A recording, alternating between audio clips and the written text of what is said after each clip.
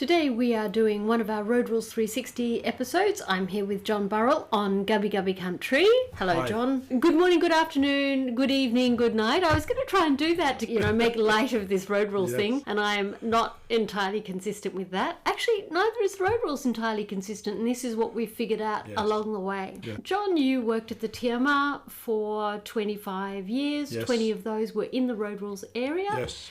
That was 6 years ago, so you have retired long since. Yes. Still kept a hand in though and still look at the road rules and still take an interest in what's going on. All care and no responsibility. Absolutely, yes. And now you're a free man in the land of retirement Yeah. and enjoying every bit of it, and without all that political shenanigans and interpersonal angst that comes from working in a large organisation. Yep. Because when I started Get Around a couple of years ago, I thought, this is very, the big behemoth of the system and the machine. And there is a certain aspect to that. There's no doubt about that. Yes. But it's remarkably human.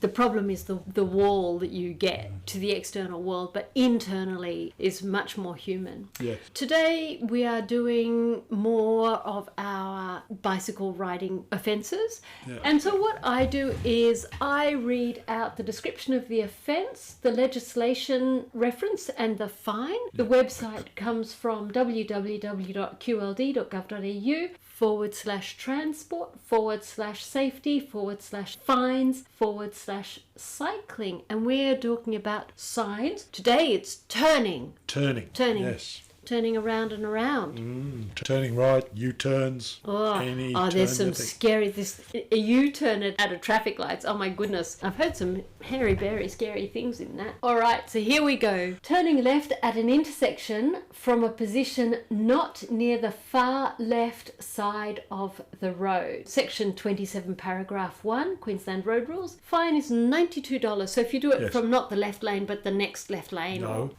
That's the next rule. This is an intersection on a road where there are no lanes, where you've just got two one-way streams of traffic. These rules, as we've discussed before, are catered towards cars and motorised vehicles, but they still apply to cyclists. So all it means is if you've got an ordinary two-way street, you can't turn left from a position over in the right-hand side of the road or from a position central in the road. You have to be over to the left to begin that. If there's a vehicle to the left, so you've got two bicycle riders, one's driving along in, side by side, one turns left, Yes. and the other one wants to go straight ahead, you would hang back from the cyclist going straight ahead. If the cyclist was on the left-hand side and the one who wanted to turn left was in the right-hand side, the cyclist going straight ahead in the road shoulder, area. Well, should really be on they should swap places. I know, but for instance, the cyclist going straight ahead in the road shoulder would go straight ahead, and the one in the right-hand side going left would hang back rather than try and take over in front. That's what I want to say. Yes.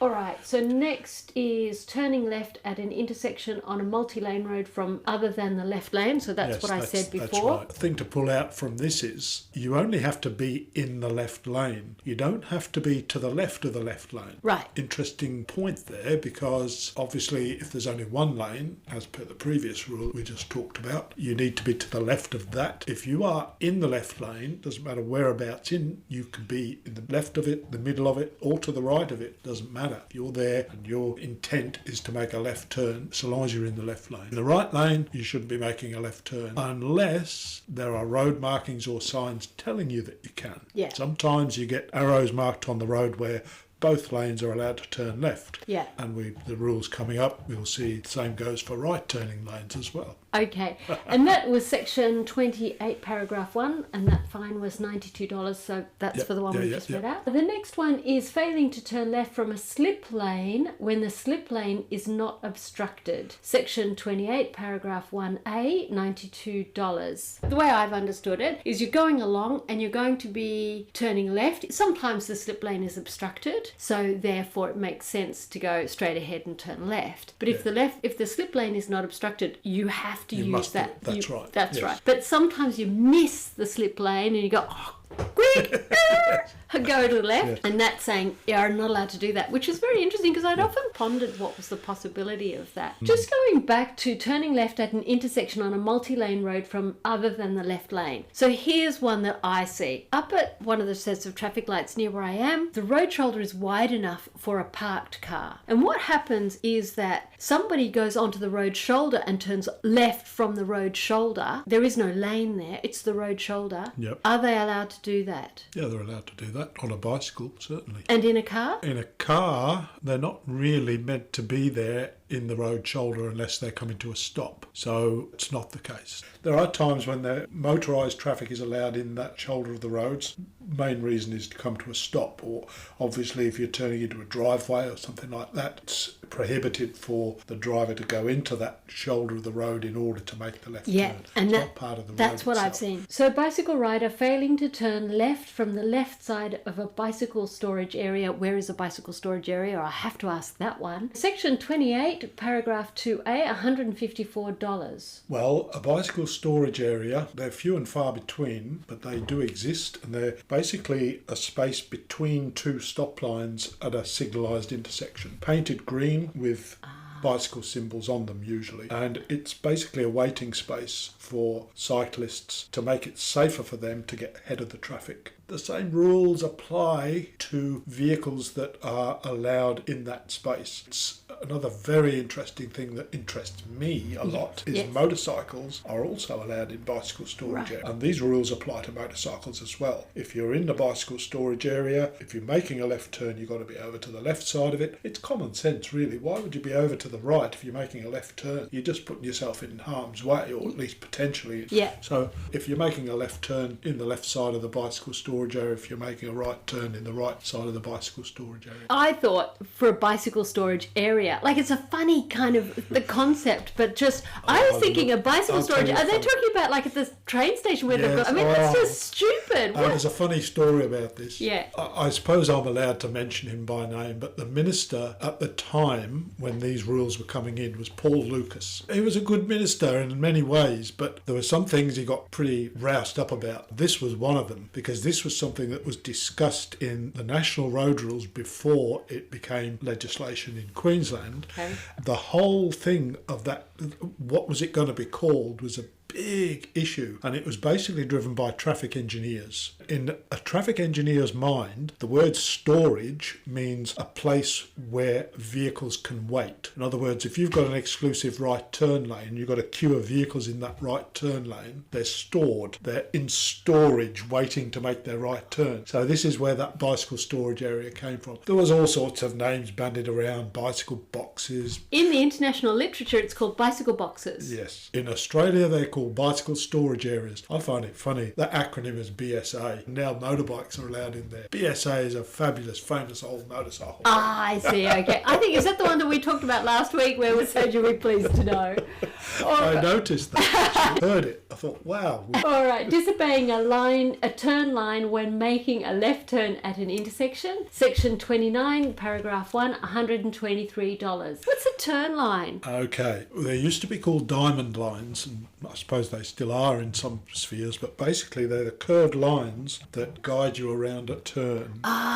The important thing about this is it doesn't apply in Queensland. But it says here. I know, but it doesn't apply in Queensland in that this rule was specifically brought in for the sake of Victoria, because what they have is solid turn lines, which means that you're not allowed to cross them. Yeah. Whereas here in Queensland, they are dotted, they're broken lines. So you are allowed to turn across them. So long as you do it safely and you're not failing to give way to anyone else, you can actually cross those turn lines. So even though we've got the rule, this is one of those where national consistency took precedence and it's there, but it doesn't apply in Queensland, so you're very unlikely to get that fine. If you do get it, it's going to be a mistake. You know, I love this idea that you've got this national thing about all the things that cars can and can't do, and a whole lot of road rules that even for cars, it's just completely ludicrous. Yep. And then for bicycles, anyway, you're not a car, you have to follow the car rules. It's just ridiculous. Next one is turning right at an intersection from a road with a dividing line or median strip from a position not near the line or strip, section 31, paragraph 1, $92. Turning right at an intersection from a position not near the centre of the road, section 31, paragraph 1, $92. Turning right at an intersection on a one-way road from a position not near the far right side of the road, section 31, paragraph 1, $92. Turning right at an intersection on a multi-lane road from other than the right lane, section 32, paragraph 1, $92. The right turn rules mirror the left turn rules that we've just been through.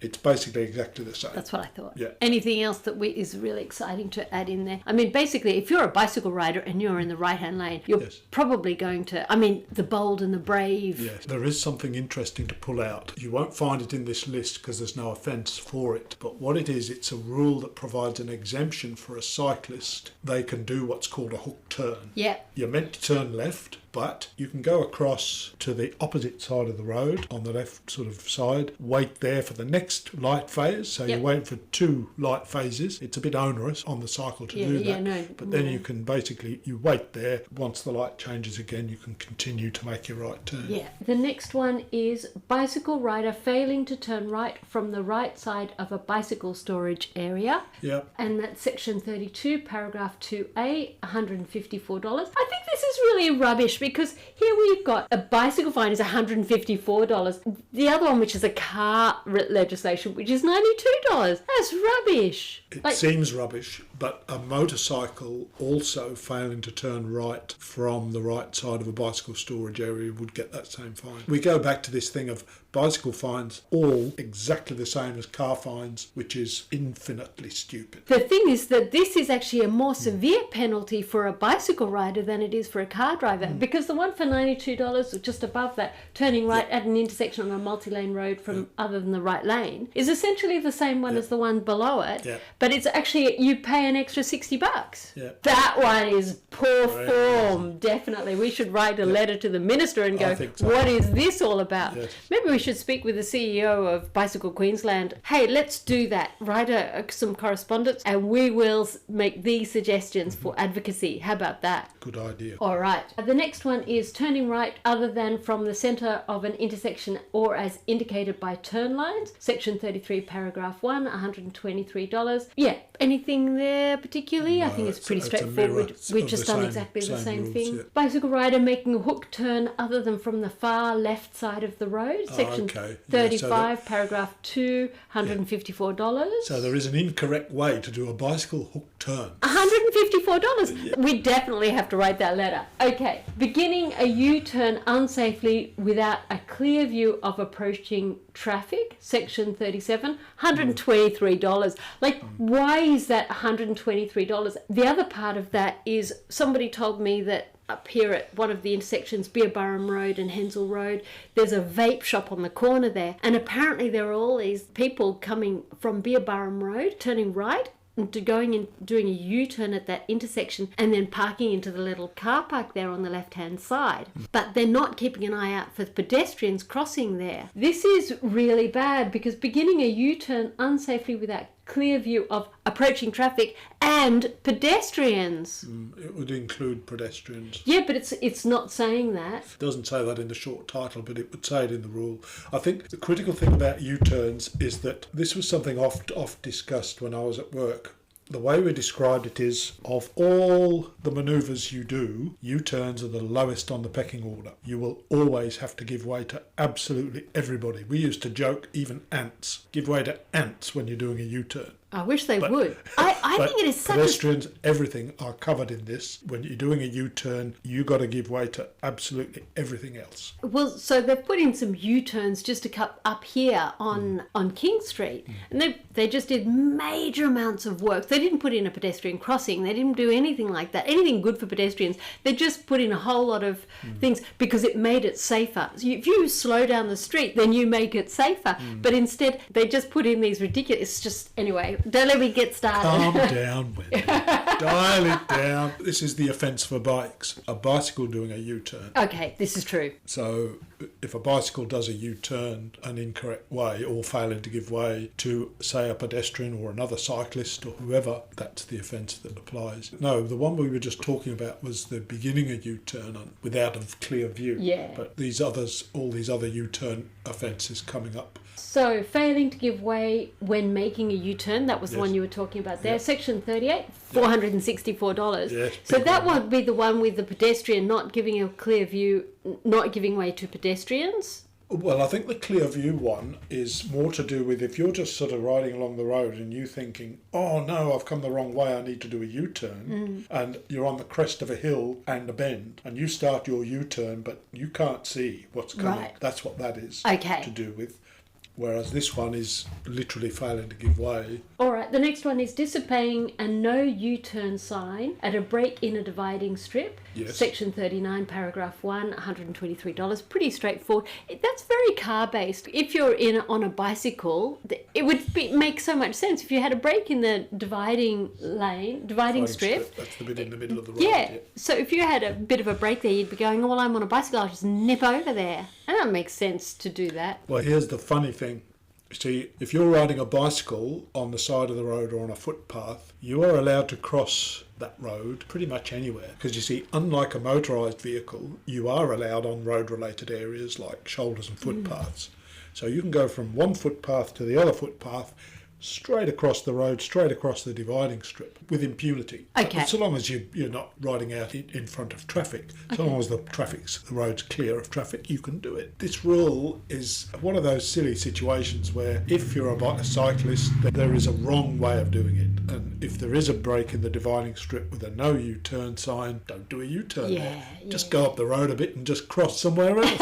You're perfectly entitled. The next one is disobeying a no U-turn sign on a no U-turn length of road. Yes. Section 39, paragraph 2, $123. Making a U-turn at an intersection with traffic lights but without a U-turn permitted sign. Section 40, $123. That's a big one. Disobeying a no U-turn sign, but it's only $123. Yeah, I know. Disobeying it should be more than that. Yeah, I'm surprised it isn't actually because, disobeying a no U-turn sign at an intersection without traffic lights. Section 41, $123. Making a U-turn at an intersection from a position not near the left of a dividing line or a median strip or the centre of the road. Section 42, $123.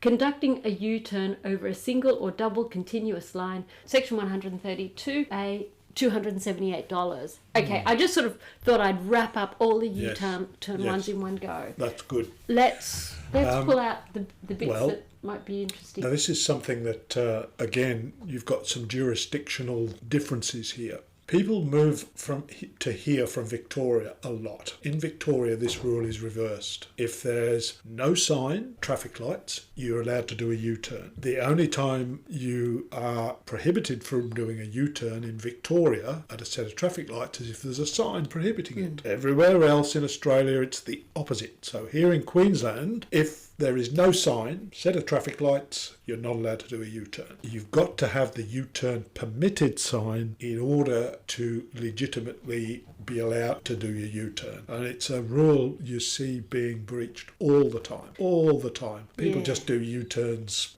willy-nilly wherever they want. And oftentimes it can actually be the sign is not there for a good reason. You might have oncoming traffic, you might have traffic turning left from the road. It's designed so that it really is quite a dangerous thing to do if there isn't a sign there. And obviously if you're on a bicycle, then the same rules apply. They're just sort of silly rules most of the time, aren't they? It does make me think, because we came from interstate, you came from overseas, and you know the road rules inside out. I wonder about, it would be good if they did a regular test of the people's knowledge of the road rules.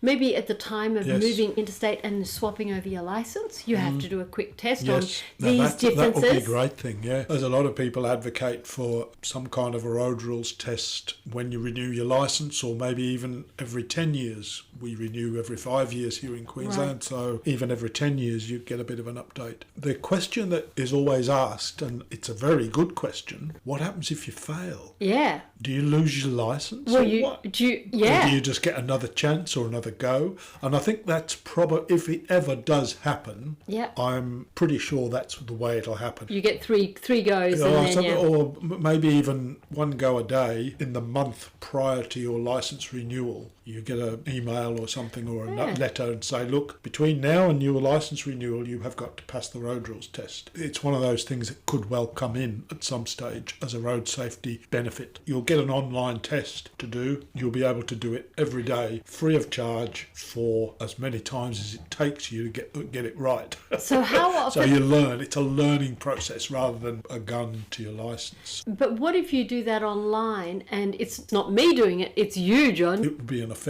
There are tests that happen online nowadays. Yeah. When you're getting a car licence now, you have to do a hazard perception test, which is online. They basically trust that the person is doing the test because they're the ones signed in. If somebody else is doing it for you, it's actually a very high level offence. Right, because it's fraud. Thousands of dollars fines. Yeah, that's a fraudulent. There's a big preamble to that test which explains how serious the offence is. So if you get caught out, and let's face it, it's one of those things, if you happen to fall out with the person that did your road rules test for you and they go and sort of say, he didn't do it, I did it, well, they're probably both at fault. But whatever the case, if they find out that somebody else has done it instead of you, you're in serious trouble. The whole idea of it would be to brush up on your road rules. I mean, it's not an onerous task. When you see it on forums, Facebook groups and what have you, the question often comes up, even on the department's own websites, Street Smarts and the Transport and Main Roads one, whenever they put something up about the road rules, it's often cited as being, this is what we need an update, we need to know what's changed. And the best way to learn about those changes is to have a test, and I'll put test in quotation marks because really it's just a learning experience to a compulsory learning experience, if you like, to update with the new road rule. I mean, you would have to make it something like that. Sharing the road. So this is emergency vehicles. The description of the offence is moving into the path of a police emergency vehicle with a flashing light or alarm. Section 78, paragraph 1, $361. Failing to move out of the path of a police or emergency vehicle with a flashing light or alarm. Section 78, paragraph 2, $361. Failing to give way to a police or emergency vehicle with a flashing light or alarm. Section 79, paragraph 1, $361. Anything at all that is worth talking about in there. I did actually once freeze. I don't know what happened. I was driving in a car and they're like, move out of the way. I don't know what happened, but I suddenly froze. I'm going, no, you should go around me. I don't know what was going on. Move to the left. When you look into these rules, you just got to move to the left. I don't know what happened. So, I mean, they were just like, what is your issue? Luckily, I was going, oh yeah, my brain turned on. Just to clarify, obviously, bicycles have to get out of the way of emergency vehicles. Simple as that. Obviously, they don't take up a huge amount of space, and it's fairly easy for them because oftentimes they can just jump up onto the footpath or the grass verge. Other vehicles don't have that opportunity. Yeah, that's actually one of the things Rod King was saying, is that this difference between being inside the vehicle, which is this cage where you have a lot of comfort and control and safety, and outside it where there's a lot of movement and change, actually causes the distress. And that's one of the reasons why, for instance, that guy thwacked Nick in the face, is because he had a high level of control inside the vehicle, but outside the vehicle he didn't. Trams. Moving into the path of an approaching tram. Section 76, paragraph 1, $154. Failing to move out of the path of an approaching tram. Section 76, paragraph 2, $154. Driving, riding in a tramway. I didn't know that. Section 155A, $464. Proceeding if a tram stops and doors are open or passengers are crossing to the left side of the road. Section 164AA, paragraph 2, $216. And driving, riding past a stopped tram at a speed over 10 kilometers an hour. Section 164AA, paragraph 3, $216. Out of all those, what do you reckon? Trams. Well, that's up until probably 10, 12 years ago, we didn't have any trams here in Queensland. But, in the last decade or so, Gold Coast has incorporated trams into their road system. It's only really one tram line. Worth mentioning that the rules here, again, for national consistency, were originally there, even though we didn't have trams. They were there, obviously for Victoria and other places. Sydney as well has trams, but Victoria famously has, the CBD and the surrounding areas has a multitude of trams. So these rules were set up for Victoria in mind. Since we've incorporated trams down the Gold Coast, these rules now obviously apply to bicycles as well. Tramway, it's interesting that there's a difference between a tramway and a tram lane. Tram lane isn't mentioned there. It's worth talking about that because there is an offence for a car for driving in a tram lane inappropriately, whereas cyclists are allowed to ride there. It's a special purpose lane. Cyclists are allowed to ride in all special purpose lanes. So worth pulling that out. On the Gold Coast, the main tram line is pretty much the whole line. There is a short section where it becomes a tram lane, but 99% of it or 98% of it probably is a tramway, absolutely exclusively there for the tram. You start riding a push bike down there, you're in for a big shock. It's a big fine. It's a $464 fine, but it's a very silly thing to do anyway because, you find yourself in no man's land. All right, so we've come up to the end of